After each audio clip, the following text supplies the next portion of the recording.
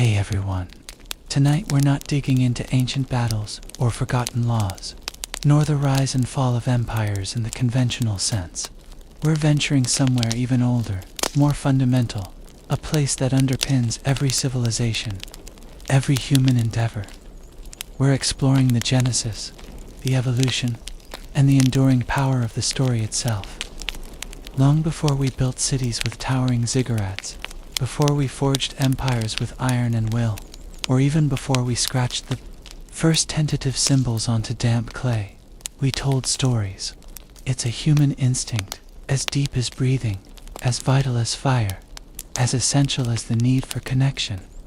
While history often focuses on what we did, the wars we fought, the monuments we raised, the discoveries we made, tonight we explore why we felt the overwhelming need to share, to narrate, to weave worlds with words, gestures, and images.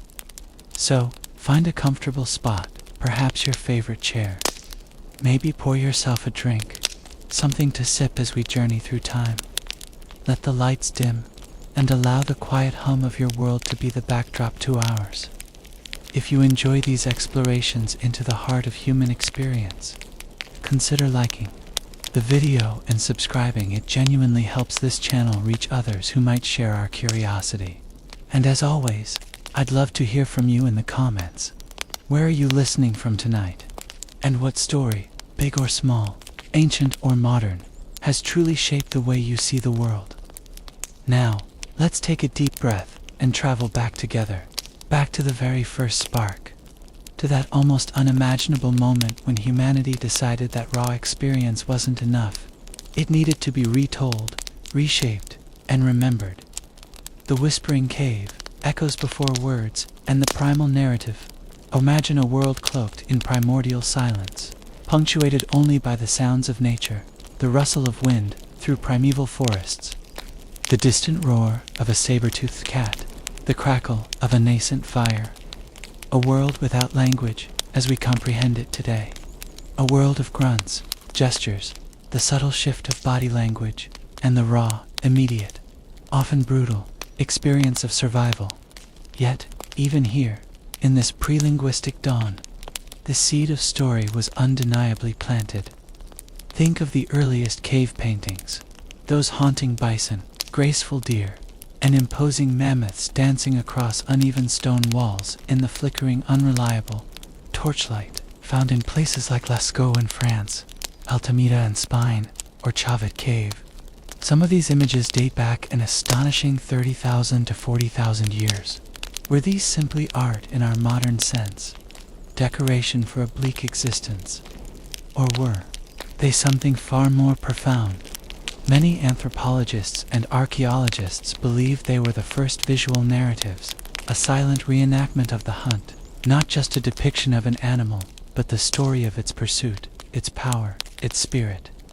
Perhaps they were a prayer too, unseen animal spirits, a shamanistic ritual to ensure success and safety, or a crucial lesson for the young, a visual textbook. This is the beast we track. Observe its form, its strength. This is how it moves. This is its vulnerability, and this, our collective courage. The storyteller here wasn't a robed bard with a silver tongue and a lute, but a human hand, smudged with ochre, manganese, and charcoal, reaching out in the dim light to connect with the stone, and through it, with the sacred and the essential. The audience wasn't seated in a hushed theater, but huddled together against the pervasive cold, their faces illuminated by the same fire that kept the wolves and the deeper darkness at bay. These images weren't just pictures. They were memories made visible, fears given form, hopes and anxieties etched in stone with a vibrant, desperate urgency. And around those fires, even before complex language evolved, came the sounds. The deliberate mimicry of a predator's growl, a warning. The rhythmic thud of a stick on a log, perhaps echoing the pounding heart of the chase, or the collective effort of a task. A cry of triumph, a wail of sorrow, a guttural expression of awe at a thunderstorm. These were proto-stories, fragments of experience shared not primarily to entertain, but to teach, to warn, to coordinate, to bind the small, fragile band together. Storytelling, in its very infancy, wasn't a pastime, a luxury. It was an essential tool for survival, a way to make sense of a terrifying and unpredictable world, and to share that sense-making with others. It was the beginning of shared consciousness, the birth of the hero, and the codification of myth. Gilgamesh, and the dawn of epics as millennia passed, humanity began to settle. The nomadic hunter-gatherer existence slowly gave way to agriculture.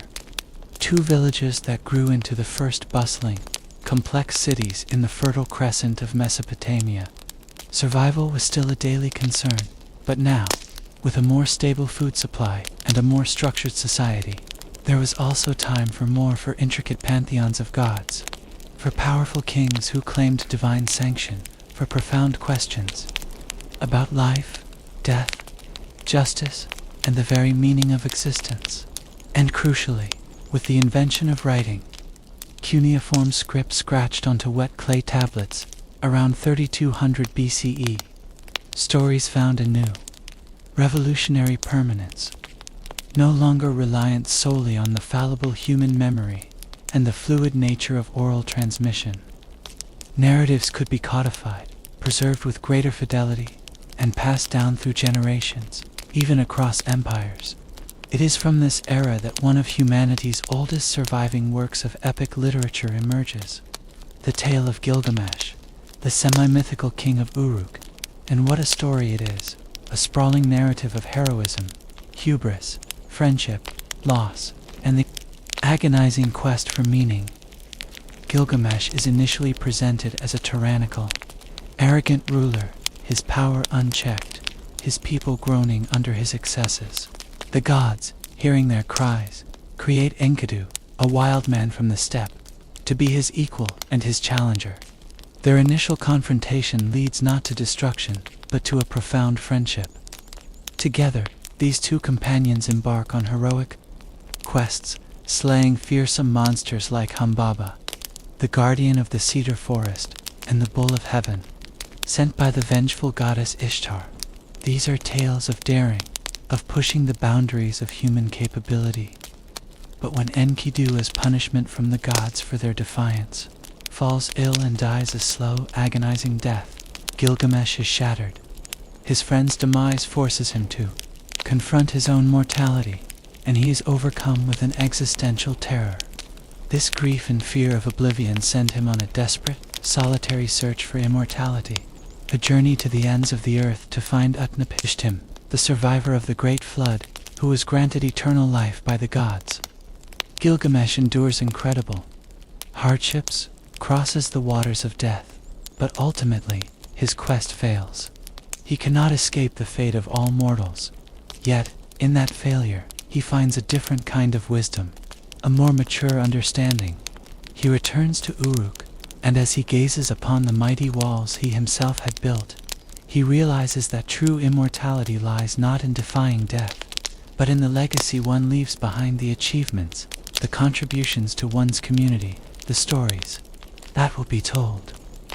The Epic of Gilgamesh wasn't just an adventure story for Mesopotamian audiences. It was a profound meditation on what it means to be human, our capacity for great love and terrible violence, our soaring ambition, our deep-seated terror of oblivion, and our search for meaning in a world governed by often capricious gods.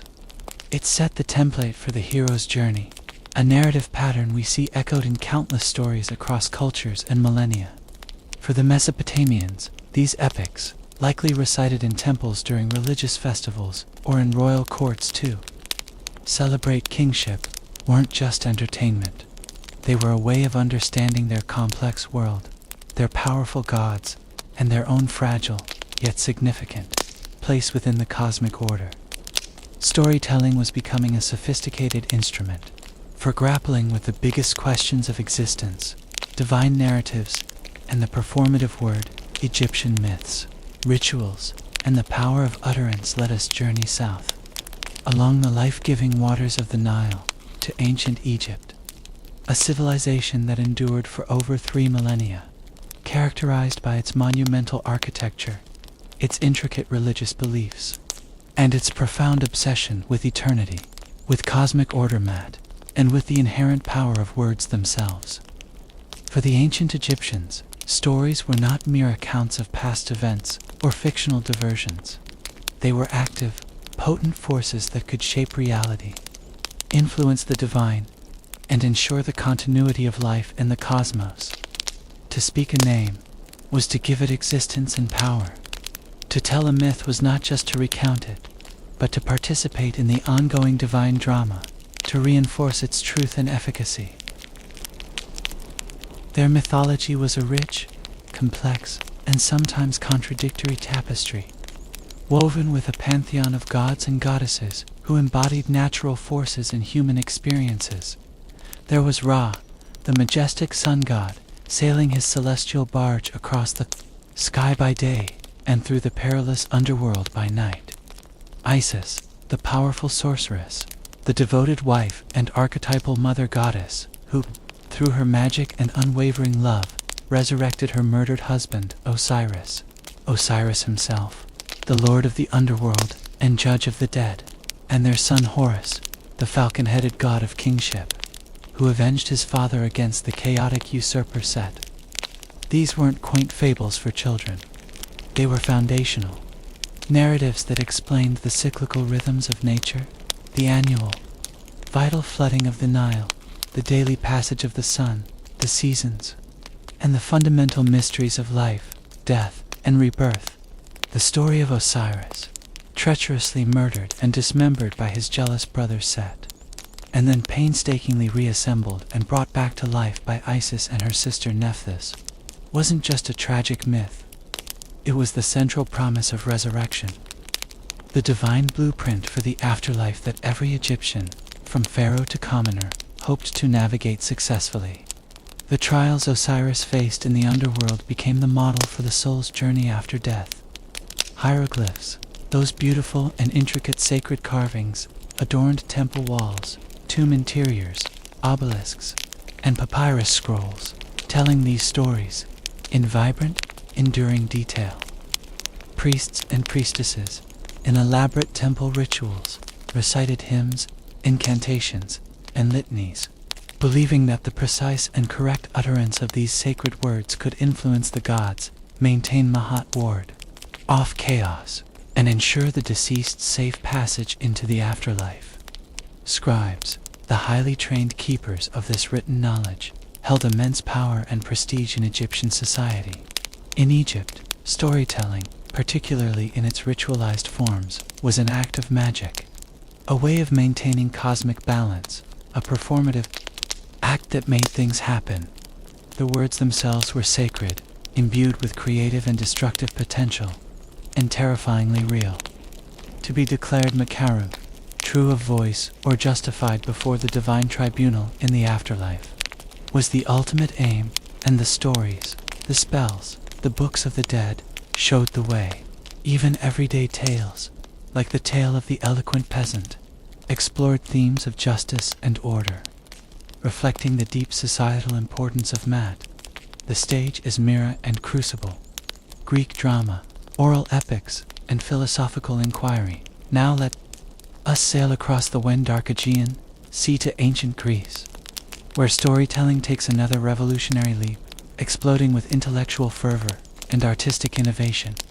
Here, narrative bursts forth from the solemn confines of temple walls and the exclusive circles of royal courts into the bustling public square, the agora, and most spectacularly, onto the sun-drenched stage of the open-air amphitheater, becoming a vibrant, often challenging, and remarkably democratic art form.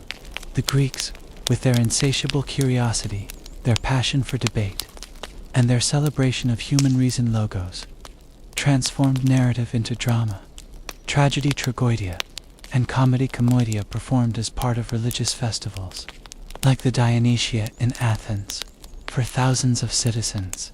Think of the great tragedians, Aeschylus, the veteran of Marathon, whose plays like the Orestia explored themes of justice, vengeance, and the evolution of civic law. Sophocles, whose Oedipus Rex presented the terrifying, inexorable workings of fate, and the tragic consequences of a hero's flawed search for truth, and whose Antigone pitted individual conscience against the decree of the state. Euripides, the iconoclast, whose plays like Medea and the Bacchae delved into the darker, more irrational aspects of human psychology and challenged traditional religious and social norms. Their tragedies weren't just about the gods and heroes of yore, though. Figures like Oedipus, Agamemnon, Antigone, and Medea certainly took center stage. These plays probed the profound complexities of human nature, the eternal tension between fate and free will, the nature of justice, the demands of duty, and the often catastrophic consequences of pride, hubris, and passion. The audience, drawn from various strata of Athenian society, wasn't passively entertained. They were actively engaged in a civic, moral, and philosophical dialogue. The chorus, a unique and integral feature of Greek drama, often acted as the voice of the community or as an idealized spectator, commenting on the action, posing difficult questions, and reflecting on the play's universal themes. And then there was comedy, with Aristophanes as its undisputed master. In plays like Lysistrata, The Frogs, and The Clouds, he used outrageous satire, biting wit, and ribald farce to lampoon prominent politicians. Celebrated philosophers like Socrates, contemporary poets, and the absurdities of Athenian society, and its Peloponnesian War.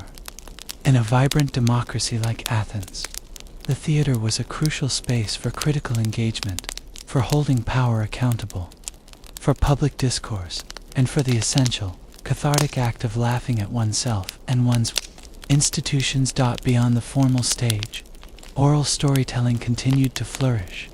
Homer's monumental epics, the Iliad and the Odyssey, though originating in an earlier, pre-literate period, were recited by professional rhapsodes at festivals and gatherings, captivating audiences with their sweeping tales of war, wandering, heroism, and the very human flaws and foibles of both gods and mortals.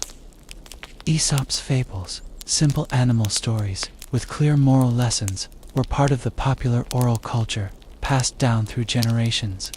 Furthermore, philosophers like Plato and Aristotle grappled with the power and ethics of storytelling. Plato, in the Republic, famously expressed concern about the potentially corrupting influence of poets and playwrights on the ideal state, while Aristotle, in his Poetics, provided the first systematic analysis of narrative structure and dramatic theory, exploring concepts like mimesis, imitation, catharsis, emotional purgation, and the elements of a well-crafted plot. For the Greeks, stories were not just entertainment or ritual.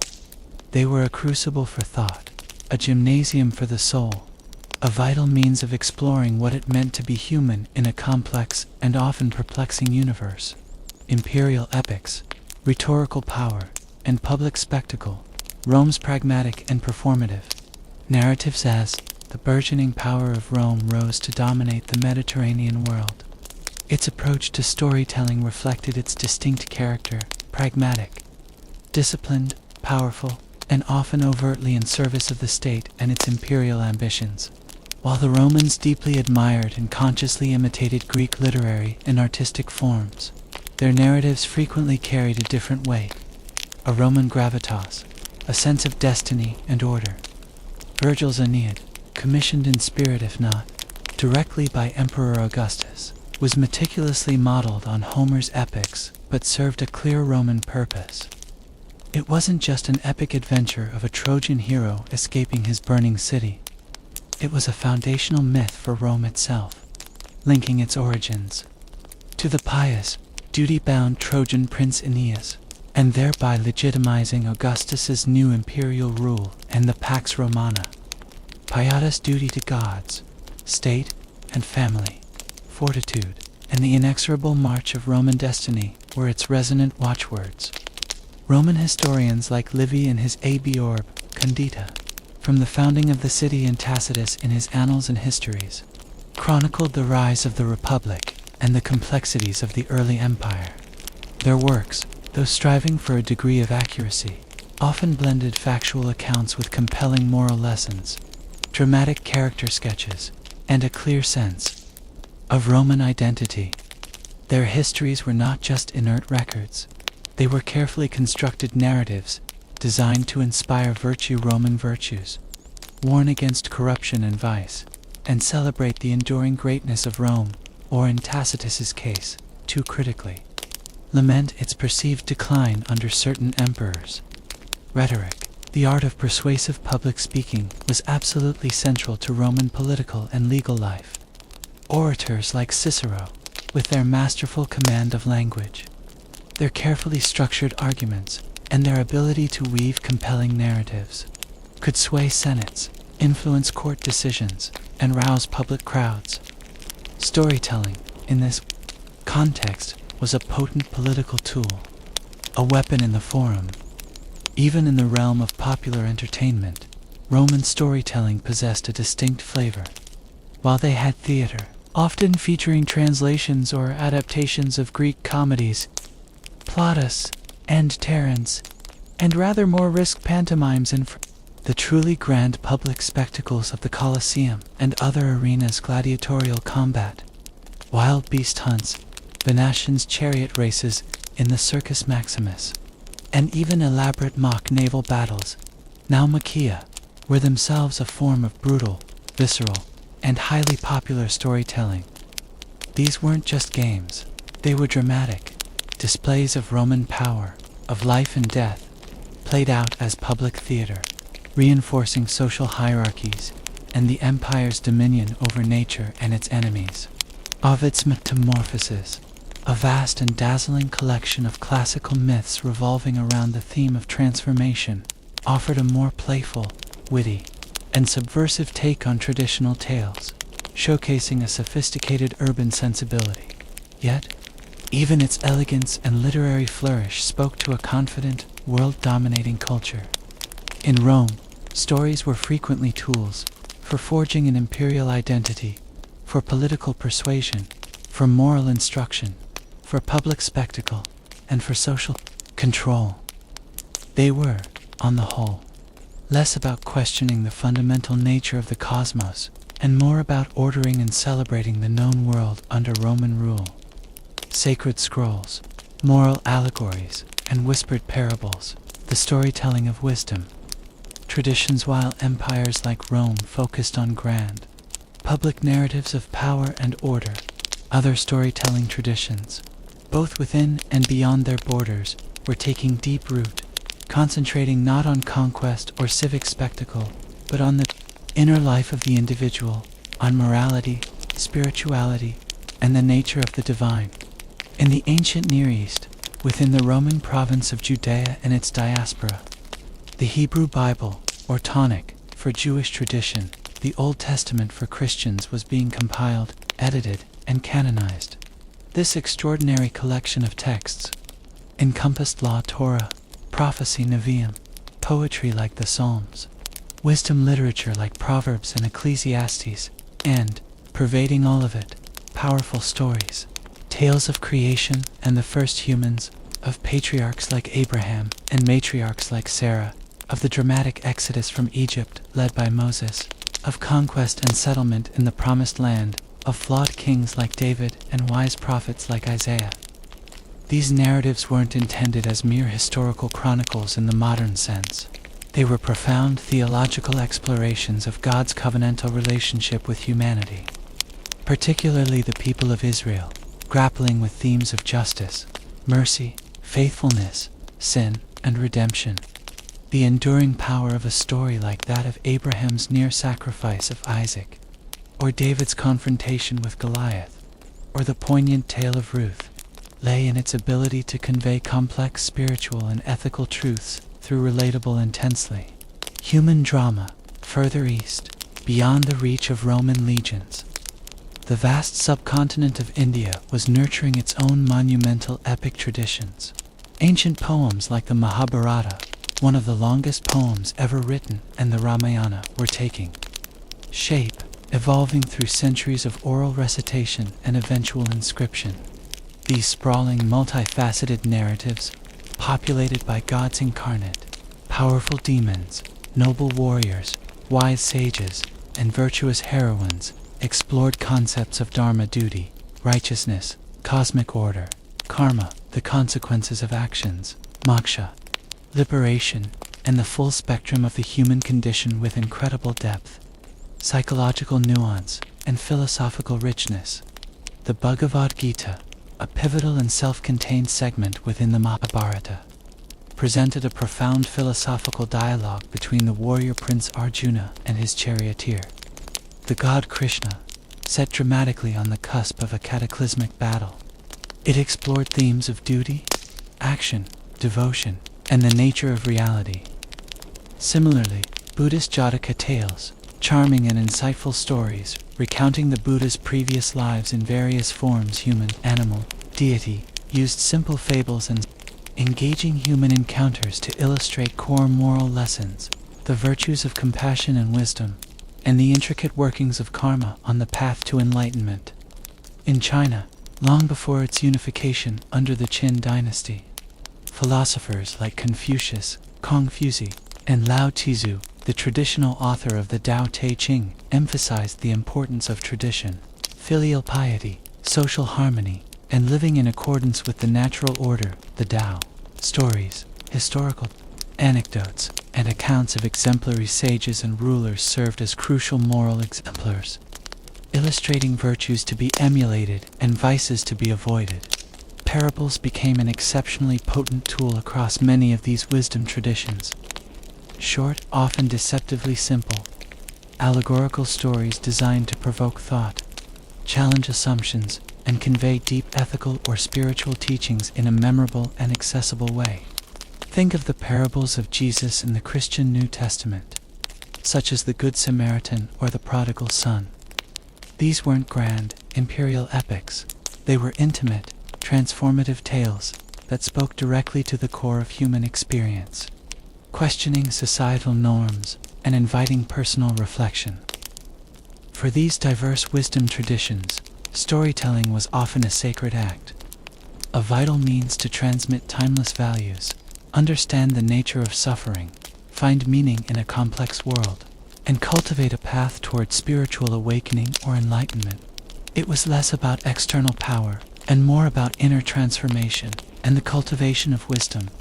The age of the bard, the skald, and the troubadour, medieval minstrels, sagas, and romances with the gradual decline and eventual fragmentation of the Western Roman Empire. Europe entered a period often, perhaps unfairly, dubbed the Dark Ages. Though it was far from devoid of cultural light, especially in the vibrant and evolving realm of storytelling, as centralized imperial power waned and literacy became largely the domain of the clergy within monasteries, oral traditions experienced a remarkable and diverse resurgence, adapting to new social structures and emerging cultural identities. Enter the bard in Celtic lands, the scop in Anglo-Saxon England, the skald in Scandinavia, the minstrel and jongleur in continental Europe. These traveling poets, musicians, and storytellers were the living libraries, the entertainers, and the cultural memory keepers of their time. In the timber-bird mead halls of Anglo-Saxon chieftains, amidst the flickering firelight and the clinking of drinking horns, shops would recite lengthy, alliterative epic poems like Beowulf. This powerful tale of a heroic Geatish warrior battling monstrous creatures like Grendel, Grendel's mother, and a fearsome dragon, celebrated core Germanic values of courage, loyalty to one's lord, the pursuit of fame, love, and a grim, stoic acceptance of fate. Word. In Celtic lands, Ireland, Wales, Scotland, Brittany bards, who held a respected and often hereditary position, preserved and elaborated upon ancient myths and legends, tales of extraordinary heroes like Tuatha, Finn Mackle, and increasingly, King Arthur and his Knights of the Round Table, often weaving these pre-Christian narratives with emerging Christian themes as the new faith spread and took root. Norse skalds in Scandinavia and Iceland composed intricate, kenning-filled praise poems for jarls and kings, and recounted the stark, compelling sagas, prose narratives, often rooted in historical events, detailing Viking voyages, bitter family feuds, legal disputes, and the dramatic exploits of legendary figures and the powerful gods of the Norse pantheon like Odin, Thor, and Freya. These were often raw, unsentimental, and powerful stories, reflecting the harsh realities of life in a challenging environment, yet filled with a profound sense of honor, a dry wit, and a deep connection to the land, the sea, and its ancient mysteries. Later, in the High Middle Ages, roughly 11th to 13th centuries, the tradition of chivalric romance blossomed, particularly in France and England, fueled by the ideals of feudalism and the culture of knighthood. Influenced by Celtic legends and the Crusades, these tales, often in verse, celebrated the adventures of valiant knights, their quests for honor and glory, their encounters with dragons and sorcerers, their devotion to fair damsels, and the complex code of courtly love. Poems like Chrétien de Troyes, Arthurian romances, Sir Gawain and the Green Knight in England, or the German Nibelungenlied, captivated noble audiences in castles and courts. These weren't just escapist entertainment. They helped define and propagate the ideals, aspirations, and anxieties of the knightly class and aristocracy. Meanwhile, among the common folk in villages and towns, a rich tapestry of folk tales. Fables often derived from Aesop or Eastern sources, ballads recounting local events or heroic deeds, and saints' lives were shared orally. Often humorous, sometimes bawdy, frequently imbued with a canny peasant wisdom, a suspicion of authority, or a deep religious piety. Mystery plays, performed by guilds in town squares on religious feast days, brought biblical stories to life for a largely illiterate populace. Storytelling was everywhere, a vibrant, multifaceted oral and performative culture that kept history, myth, social cohesion, and diverse cultural identities alive in a world of scattered kingdoms, emerging nations, and the overarching influence of the Christian Church.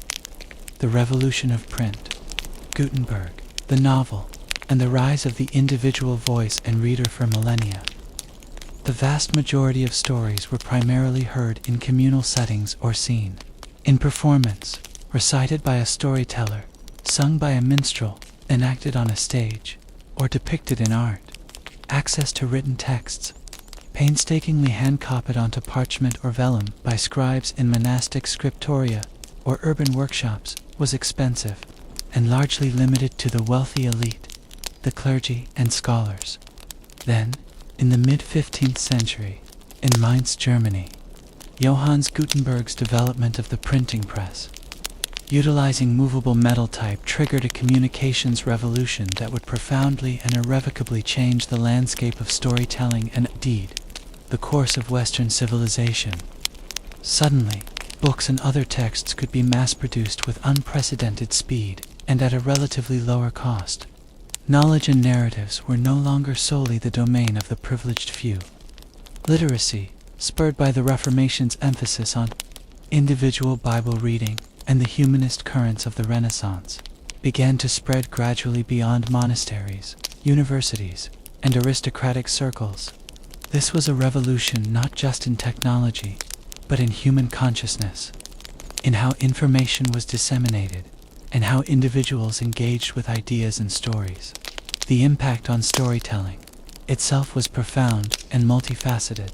While existing, forms like epic poems, romances, and religious texts continued to be printed and find wider audiences. A new literary form began to coalesce and gain prominence over the subsequent centuries. The novel, early precursors, like Giovanni Boccaccio's Decameron, 14th century, though preprint with its frame narrative of storytellers, or Cervantes' Don Quixote, early 17th century, which brilliantly satirized the fading ideals of chivalric romance, also explored the inner life, psychology, and social world of its characters with unprecedented depth and complexity. The novel, as it developed throughout the 18th and 19th centuries with pioneering authors such as Daniel Defoe, Robinson Crusoe, Podpads, Samuel Richardson Pamela, Henry Fielding, Tom Jones, Jane Austen, Pride and Prejudice; Sir Walter Scott, historical novels; Victor Hugo, Les Miserables; Charles Dickens, Oliver Twist, Great Expectations; the Brontë sisters, George Eliot, Leo Tolstoy, War and Peace; and Fyodor Dostoevsky, Crime and Punishment, increasingly focused on individual experience. Social realism, the intricacies of human relationships, and deep psychological exploration. For the first time on a mass scale, readers could privately, intimately enter the minds and worlds of fictional characters, experiencing their triumphs, sorrows, moral dilemmas, and the mundane details of their everyday struggles. Storytelling, through the medium of the novel, became a more personal, introspective affair. The rise of newspapers, periodicals, and journals also boomed with the printing press, bringing serialized fiction, news reports, essays, and political commentary to an ever wider public. The burgeoning middle class, with increasing access to education, disposable income, and leisure time, created a hungry new audience for these diverse printed narratives. The storyteller was no longer solely a communal voice, a court entertainer, or a religious authority. They were an author, an individual creative artist crafting complex worlds and characters on paper, and the reader engaged with them and their creations in a solitary, reflective, and often deeply personal dialogue. The age of mass, individualized literary storytelling had truly begun, laying the groundwork for the modern understanding of narrative, the industrial tale, mass media, and celluloid dreams. Storytelling in an age of machines and crowds. The 19th and early 20th centuries witnessed another series of seismic shifts in society and, consequently, in the forms and functions of storytelling, driven by the relentless forces of industrialization, rapid urbanization, burgeoning nationalism, and the invention of transformative new technologies. As vast populations migrated from rural areas to sprawling, often chaotic, industrial cities, new forms of mass entertainment and narrative emerged to cater to their needs, reflect their experiences, and shape their understanding of a rapidly changing world. In the teeming cities, literacy rates continued to climb, and the demand for affordable reading material exploded. Penny dreadfuls in Britain and dime novels in America offered thrilling, often sensationalized, tales of adventure, crime, romance, and the supernatural to a predominantly working-class readership. Newspapers, now capable of reaching massive circulations thanks to steam-powered presses and the telegraph, became incredibly powerful narrative forces, not only reporting the news, but also shaping public opinion through editorials, human interest stories, investigative journalism, the muckrakers, and the early development of comic strips, which offered their own unique form of visual storytelling. Then came photography in the 1830s and 40s, which offered a revolutionary, new way to tell a story visually, capturing moments in time with a startling, often unsettling, realism. Matthew Brady's photographs of the American Civil War, for instance, brought the grim realities of conflict home in a way that painted battle scenes never could. This new visual language began to influence how people saw the world and how stories could be told. But the true game changer for popular narrative in this era was the invention of cinema. In the late 19th and early 20th centuries, moving pictures evolved rapidly from a scientific novelty and a sideshow attraction to a dominant global form of storytelling. Early silent films, with their expressive actors, innovative visual techniques, and often minimal intertitles, captivated audiences from all walks of life, transcending language barriers. Directors like D.W. Griffith began to develop a sophisticated cinematic grammar, using editing, camera angles, and close-ups to create powerful emotional and narrative effects.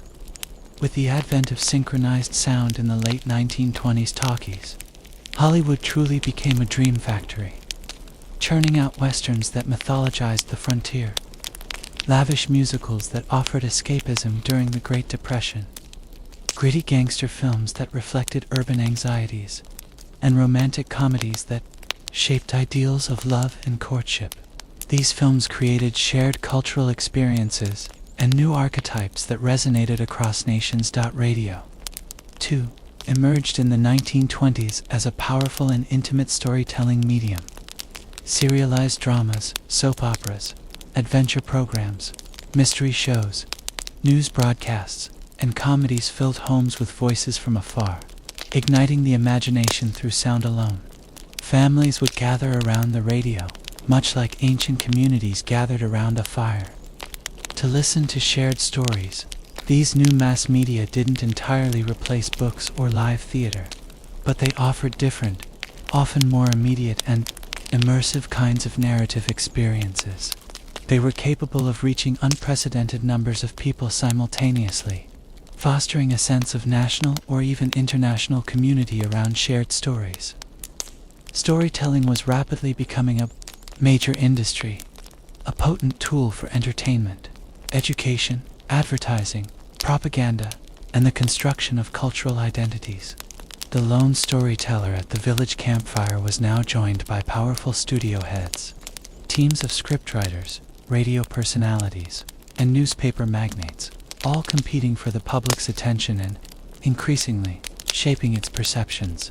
The digital campfire and the algorithmic bard, interactive narratives, social realities, and the global village in the information agent that brings us, hurtling through the latter half of the 20th century and into the dizzying complexities of our own hyper-connected, information-saturated age. The post-World War II era saw the meteoric rise of television, which brought moving pictures and serialized narratives directly into the living rooms of millions, fundamentally altering family life, leisure time, and the dissemination of news and culture. From sitcoms and dramatic series to documentaries and live news coverage, television became the dominant storytelling medium for several decades, creating shared cultural touchstones and shaping societal conversations around shows that often spanned years, even decades, fostering a kind of parasocial relationship between audiences and characters. Then, starting in the late 20th century and exploding in the 21st, came the internet, and with it, a Cambrian explosion of new platforms and possibilities. For storytelling, the World Wide Web, email, forums, blogs, and eventually social media platforms like Facebook, Twitter, Instagram, YouTube, and TikTok democratized storytelling in ways that even Gutenberg's press could only hint at. Suddenly, anyone with an internet connection and a device could potentially publish their thoughts, share their experiences, create a video, broadcast their life, and reach a global audience. We are all, in a sense, both consumers and creators of stories now, curating our own digital narratives through online profiles, status updates, photo albums, and video diaries. The barrier to entry for sharing one's story plummeted. Video games, which began as simple pixelated entertainment, have evolved into incredibly complex, often breathtakingly cinematic, and deeply immersive narrative experiences. Many modern games allow players to actively shape the story through their choices, leading to branching paths, multiple endings, and a profound sense of agency. This interactivity blurs the traditional lines between audience, author, and protagonist, creating a new paradigm of participatory storytelling. Genres like role-playing games, RPGs, are, at their core, sophisticated engines for collaborative storytelling. Streaming services like Netflix, Amazon Prime, Hulu, and countless others now offer vast on-demand libraries of films, television series, documentaries, and original content, catering to increasingly niche tastes, and capable of creating global cultural sensations virtually overnight. Binge-watching has become a common mode of narrative consumption. Podcasts have revived the art of audio storytelling, from investigative journalism and true crime to fictional dramas and intimate personal essays. The digital campfire is indeed global, always on, instantly accessible, and constantly shifting. Yet, With this unprecedented explosion of narratives comes a new set of complex challenges. How do we navigate the sheer volume of information and discern truth from fiction, or even deliberate misinformation?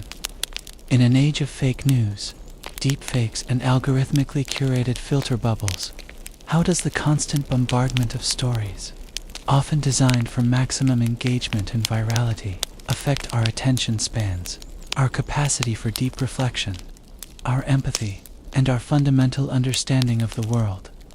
The ancient power of story to bind communities together can also be weaponized to divide, to polarize, to incite hatred. The tools have changed dramatically. The reach is vaster than ever imagined. But the fundamental human need to tell, to hear, to create, and to understand stories remains at the core of our experience. The algorithmic bard is now a powerful new voice at this digital campfire, shaping what stories we see and how we see them. Shahrazada's enduring secret, why stories live and breathe within us. Consider for a moment the timeless tale of Shahrazada from 1001 Nights, facing certain death at the hands of the vengeful King Shahryar, who marries a new virgin each day, only to execute her the following morning. Shahrazada employs the only weapon she has, her intellect and her vast repertoire of stories. Night after night, she captivates the king with her enthralling tales, weaving them together, always leaving him in suspense at a critical juncture as dawn approaches, thus ensuring her survival for another day. For 1001 nights, she spins these narrative threads until the king, transformed by the power of her stories, by their wisdom, their humor, their pathos, and their sheer ingenuity, finally relents and makes her his queen. Shahrazad's epic act of storytelling is more than just a clever plot device. It's a profound testament to the life-giving, life-sustaining power of narrative itself. Stories, in this ultimate sense, aren't just distractions from the harsh realities of life, nor mere entertainment for idle hours. They are essential. They are fundamental to our psychological and social well-being. They are how we make sense of chaos, how we impose order on the randomness of experience. They are how we transmit wisdom from one generation to the next, how we build empathy by allowing us to step into others' shoes, to see the world through different eyes. They are how we remember our past, how we articulate our present, and how we imagine and thereby begin to shape our future. From the first shamanistic chants attempting to comprehend and influence a frightening, mysterious world, to the grand epic poems that forged collective identities for emerging nations and civilizations, to the introspective novels that meticulously explored the labyrinthine corridors of the human heart and mind, to the dazzling films that made us dream in flickering light and shadow, and now to the digital torrent that connects and sometimes overwhelms us. Storytelling is the unbroken, golden thread that runs through the entirety of human history. It's therein, the gentle lullaby a parent hums to a fretful child, a melody and a sentiment passed down through countless generations, a story of comfort and security. It's in the cherished family anecdotes, shared over a holiday meal, those small, personal myths that define who we are as a family unit, where we came from, what we value. It's in the jokes we tell to lighten the mood, to build camaraderie, tiny narratives with a setup and a punchline. It's in the news reports that attempt to frame and explain the unfolding events of our complex world. It's in the scientific papers that narrate the process of discovery, the hypothesis, the experiment, the conclusion. It's in the patient meticulously telling their doctor their symptoms, hoping for a diagnosis, a coherent story of their illness. It's in the lawyer skillfully constructing a persuasive case for a jury. It's in the teacher explaining a historical event or a scientific concept, making it accessible and memorable through narrative. Storytelling is not an optional extra. It is woven into the very fabric of our daily lives and our most fundamental interactions. The story of us, our primal, irrepressible need to narrate our world. So why this insatiable universal human hunger? For narrative, why, across every culture and every epoch, have we devoted so much time, energy, and creativity to the telling and consuming of stories? The answers are likely as multifaceted and complex as humanity itself, but we can identify some core psychological and social functions that stories fulfill. Perhaps, most fundamentally, it's because stories are how we map the world and our place within it. They provide structure, coherence, causality, and ultimately, meaning to what might otherwise seem like a bewildering and random series of events. A disconnected string of occurrences is confusing, potentially terrifying. A story organizes those events, suggests why they happened, what their consequences might be, and what they might signify for us. Our brains are inherently wired for pattern recognition, for making connections, for understanding cause and effect, and stories are the ultimate pattern-making, sense-making machines. They help us navigate the complexities of existence. They are also indispensable tools for teaching and learning. Stories can convey complex information, moral lessons, cultural norms, and practical skills in a way that is far more engaging, memorable, and emotionally resonant than dry lists of facts or abstract principles. Think of fables, parables, myths. Of origin, they all serve to educate and socialize. Crucially, stories cultivate empathy by immersing ourselves in the lives of others, whether real historical figures or fictional characters. We learn to see the world from diverse perspectives. We feel their joy, their sorrow, their triumphs, their struggles. This capacity for shared emotional experience, for understanding the inner lives of others, is absolutely crucial for social cohesion, for cooperation, for building communities, and for resolving conflicts. Stories build bridges of understanding between individuals and across cultures. They preserve memory and forge identity. Before the advent of writing, oral traditions were the sole repositories of a culture's history. Its laws, its genealogies, its religious beliefs, its accumulated wisdom. Even today, stories are how families, communities, and nations remember their past, interpret their present, and project their aspirations for the future, thereby shaping their collective identity. To lose your stories is, in a very profound sense, to lose a part of yourself, your connection to those who came before. And, of course, stories allow us to explore possibilities, to engage in imaginative play. Through fiction, we can travel to distant galaxies, inhabit magical realms, encounter fantastical creatures, or confront our deepest fears and desires in a relatively safe, contained space. Stories are a laboratory for the human spirit, a place to experiment with different ways of being, to ask what if, and to envision alternative realities. They fuel our creativity and our capacity for hope. The unwritten chapter. The evolving future of storytelling in a transformed world. What, then, does the future hold for the ancient art and enduring human practice of storytelling? The forms will undoubtedly continue to evolve, to morph, and adapt in ways we can perhaps only dimly perceive from our current vantage point. Artificial intelligence is already capable of generating surprisingly coherent narratives, scripts, and even poetry. How will AI-driven storytelling coexist with, or perhaps even augment, human creativity? Will we see entirely new genres emerge from human-AI collaboration?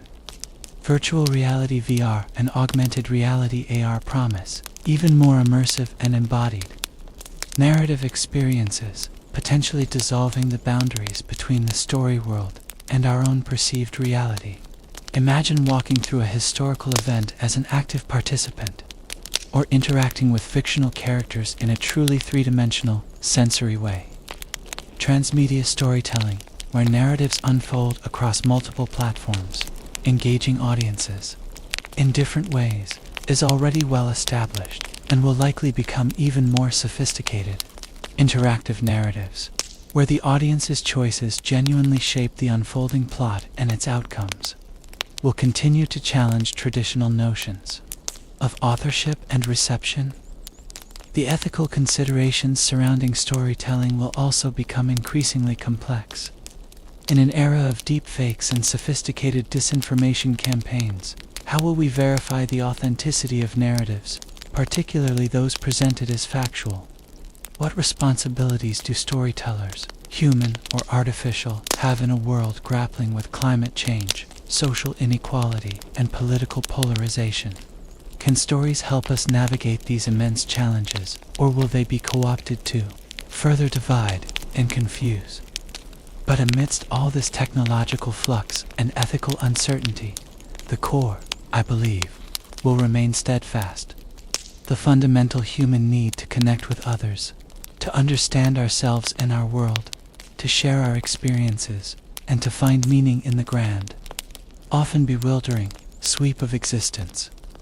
Whether carved on a cave wall in millennia past, chanted around a communal fire under a canopy of stars, meticulously printed in a bound book, brilliantly projected on a silver screen, or beamed directly into our consciousness through as yet unimagined technologies, stories will continue to be the lifeblood of humanity. They are our oldest, most adaptable technology. They are our most enduring and universal art form. They are our most powerful tool for navigating the complexities of being human. The specific tales may change, the heroes and villains may wear different masks, the languages and mediums may transform beyond recognition, but the act of storytelling itself, that fundamental, irrepressible human impulse to weave experience into meaning, to share that meaning with others, that will never end. It is, quite simply, an indelible part of who we are. The grand, unending story of humanity is still being written, chapter by chapter, moment by moment, and each of us, in our own way, holds the pen, or lends our voice, or contributes our digital key to our own small, yet vital, part of that ongoing narrative. Conclusion: your story matters. So, as we draw this particular journey through the vast and ever-evolving landscape of storytelling to a close, I'm left with one simple, yet I think profound thought. Every single one of us is a storyteller. Whether we consciously realize it or not, we narrate our lives, our dreams, our hopes, our fears, our memories, every single day. We tell stories to ourselves, about ourselves, and to others. It's how we construct our identities and make our way in the world. What stories define you? What narratives, from ancient myths to personal anecdotes, from blockbuster films to quiet conversations, have shaped your understanding of the world or of yourself? I genuinely invite you to share some of those thoughts in the comments below, if you feel so inclined. Because in the end, it's these shared stories, big and small, grand and intimate, that connect us across the divides, that remind us of our shared humanity, our shared vulnerabilities, and our shared capacity for wonder, across time and across space. Thank you for joining me on this exploration tonight. I hope it's given you some food for thought, and perhaps even a renewed appreciation for the power of the tales that surround us and live within us. Until next time, keep listening, keep sharing, keep questioning, and keep wondering about the incredible, unending story of us. Good night, and may your own stories be rich and meaningful.